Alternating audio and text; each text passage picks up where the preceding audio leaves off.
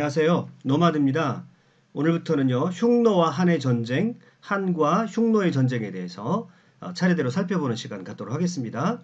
기원전 133년 30만 대군을 숨겨놓고요, 흉노적 10만 대군을 마읍이라는 곳에 유인을 하는데 사전에 발각이 돼요. 그래서 이 사건을 계기로 해서 흉노족과 한이 대립관계에 들어가게 되고요. 기존의 화친 정책에서 이제 노골적인 전쟁의 단계로 들어가게 됩니다. 그래서 기원전 129년 위청 등 4명의 장수들이 이제 흉노의 본질을 공격을 하기 시작을 합니다. 그래서 본격적인 흉노 한의 전쟁이 시작이 되고요.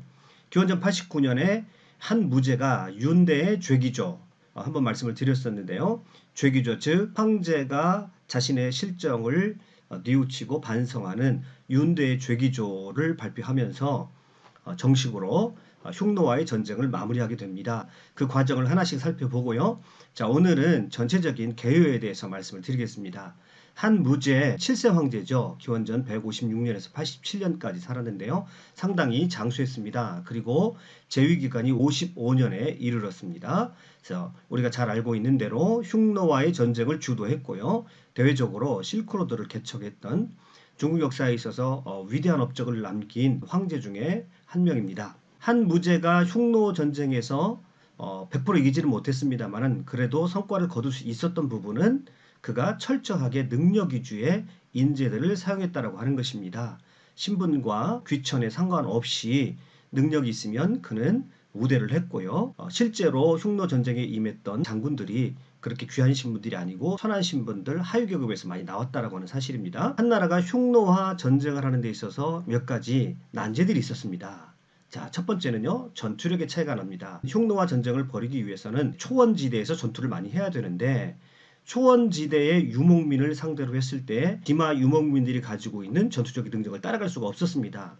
이 흉노족들은요, 한 명의 기병이 3마리에서 5마리 정도의 말을 같이 데리고 다니면서 운영을 합니다. 전쟁에 있어서 가장 큰 문제가 보급의 문제인데 이 흉노족은 보급의 문제가 필요 없었다는 것이죠. 식량이 바닥이 나면 같이 다니던 말 중에 한 마리를 잡아서 식량을 할 수가 있었고요. 그 다음에 늘 지치지 않는 말로 전투를 할 수가 있었습니다. 그래서 3마리에서 5마리의 말 중에서 가장 지치지 않는 말로 항상 전투를 할 수가 있었다는 것이죠. 그래서 한나라가 멀리 원정을 떠나서 흉노와 딱 맞닥뜨렸을 때는 이미 그들의 말은 지쳐있는 상태라고 할 수 있겠는데요. 자, 이에 비해서 흉노의 기병들은 건강한 상태, 싱싱한 상태로 적군과 맞이할 수가 있었습니다.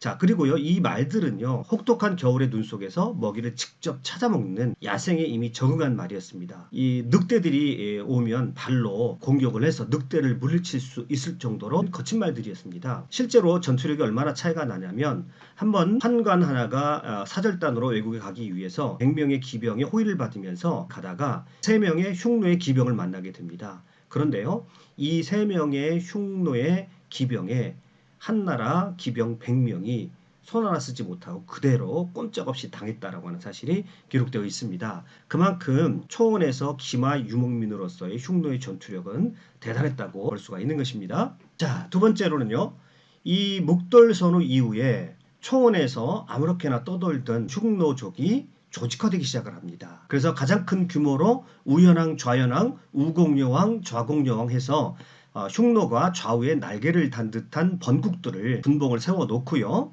자, 그 다음에 가장 작은 단위는 십진법 10명의 기병들을 모아서 독립된 형태로 운영하는 10명의 부대가 모여서 또 100명의 부대를 또 만들고요. 또 100명이 1000명의 기병 부대를 만드는 그러한 형태 철저하게 흉노가 조직화되기 시작했다라고 하는 것이죠. 그래서 탁월한 기동력을 보유하게 됩니다. 그래서 한나라 군대와 맞설 때 소규모 기동대로 유인을 하고 흉노의 주력 부대가 한나라의 부대를 포위 섬멸하는 이런 전형적인 흉노의 전술이 통할 수 있게 되는 것입니다. 아무튼 묵돌선후 이후에 가장 적은 단위의 10명 단위에서 또 우현왕, 좌현왕 그리고 최종적으로 흉노 선후의 주력 부대 위까지 기마 유목민 흉노가 철저하게 조직화되어서 그 전에 산만하게 전투했던 그런 모습은 찾아볼 수 없게 되었다라고 하는 것이죠. 그 다음에 또 하나는 한나라 입장에서 흉노를 공격하기가 매우 어려운 점이 뭐냐면 일반 보병이나 일반 한나라 군대들은 항상 어떤 지점에 전략 거점을 두고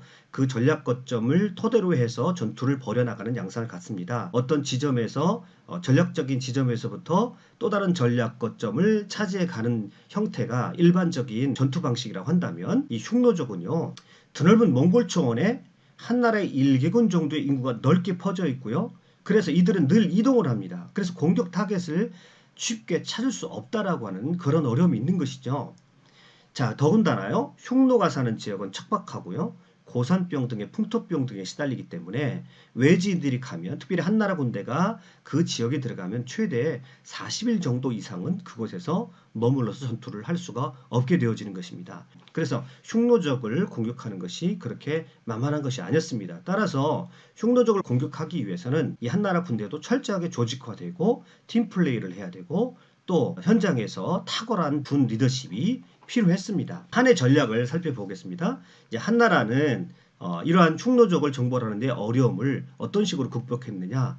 자, 말씀드린 대로 군대를 조직화하고 흉노족을 공격하기에 최적화된 무기를 개발했다라고 보면 됩니다. 자, 이 그림을 보시죠. 이 그림이 모든 것을 설명해 주고 있는데요. 여기 보면 쇠뇌가 있죠. 개인들은 이렇게 쇠뇌를 가지고 다닙니다. 이 쇠뇌는요, 흉노족의 복합군과 대응에서도 결코 떨어지지 않는 그런 힘을 가지고 있죠. 그 다음에 발리스타라고 후에 불리게 되는데요.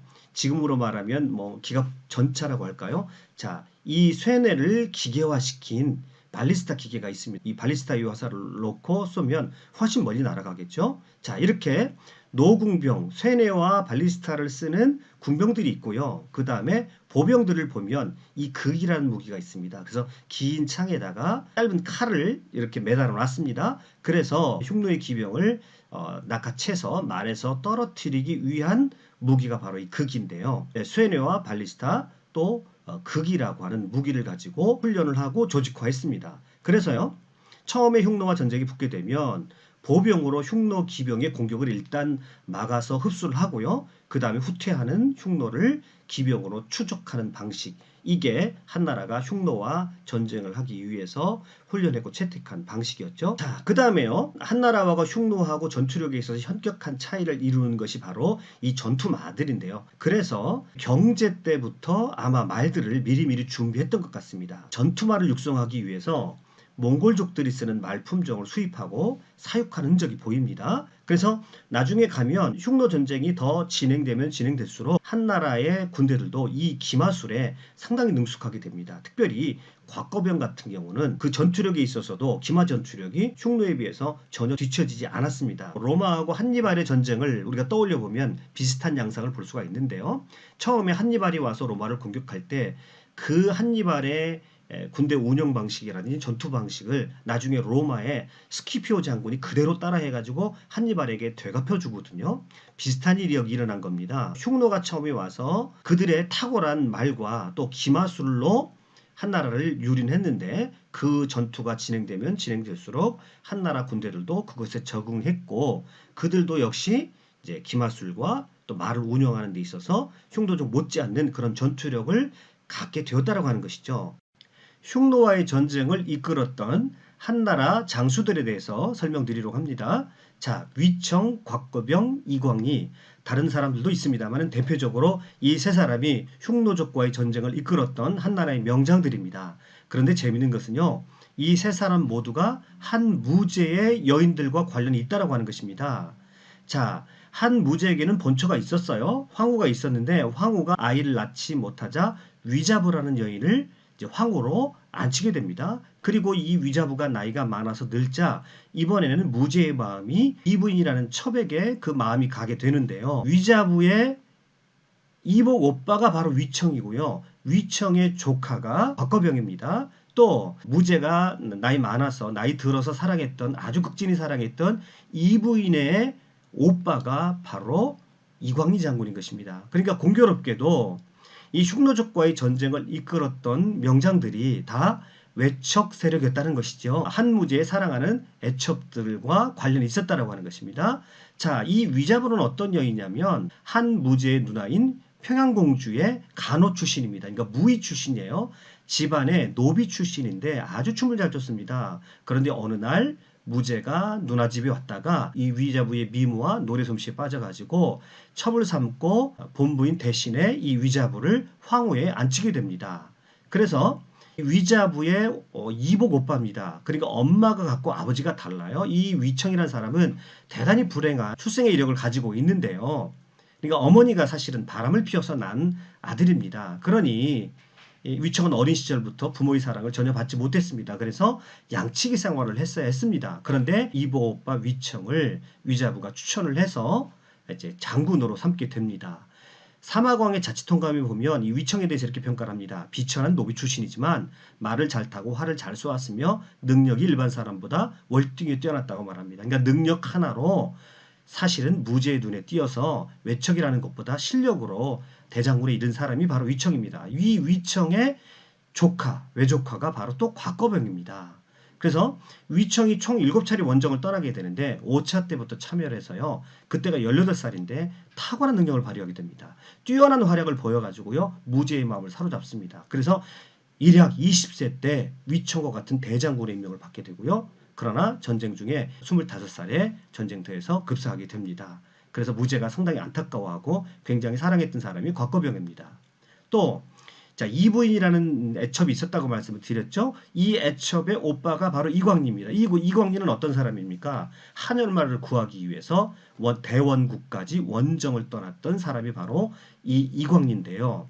자, 이부인이 일찍 죽어요. 그래서 이부인이 일찍 죽자 이부인의 오빠인 이광리를 한 무제가 대장군으로 임명해서 한열마라고 하는 이 장건이 이제 서역에 갔다 오면서 이 한열마를 소개를 하죠. 피땀을 흘리는 말에 대해 소개하고요. 이 천마에 대해서 욕심을 냈던 무제가 이광리를 대원국까지 원정을 보내게 되는 것이죠. 자, 그러니까 흉노전쟁을 이끌었던 3명의 탁월한 장군들이 모두 한 무제의 애첩들과 관련이 있다는 사실이 또 재밌죠. 자, 이와 같이 흉노전쟁을 40여 년 넘게 벌이게 되는데요. 절반의 성공이라고 할 수가 있겠습니다. 흉노족을 일단 북쪽으로 밀어내는 데는 성공을 했지만 그러나 흉노족을 그렇다고 해서 완전히 멸망시킨 것은 아니에요. 이 이후에도 흉노족은 계속 한나라를 괴롭히게 됩니다. 그리고 무엇보다도 이게 절반의 성공일 수밖에 없는 것이 한나라의 재정이 완전히 파탄나 버렸습니다. 인구가 절반으로 줄어들었고요. 그래서 나중에는 한 무제가 윤대의 대기조라고 하는 반성문을 발표하게 되죠. 그러면서 자기가 너무 일방적으로 백성들을 돌보지 않고 민생을 돌보지 않고 전쟁을 벌였다. 그것을 사죄하는 글을 발표하기에 이르게 됩니다. 자, 그리고요. 뜻밖의 성과를 거두게 되는데 그것이 바로 비단기를 이 흉노전쟁을 통해서 개척을 했다는 것이죠. 그래서 세계에 대한 관점들이 확장되어지게 되고 서역을 의식하게 되었고요. 그래서 서역에 대한 자신감을 얻었을 뿐만 아니라 이제 동서가 최초로 공식적으로 서로를 인식하며 무역을 하게 되는 비단기를 한 무제 때 열게 되는 그런 성과를 뜻밖의 성과를 거두게 되어집니다. 자, 오늘 끝까지 강의를 들어주셔서 대단히 감사합니다. 수고하셨습니다.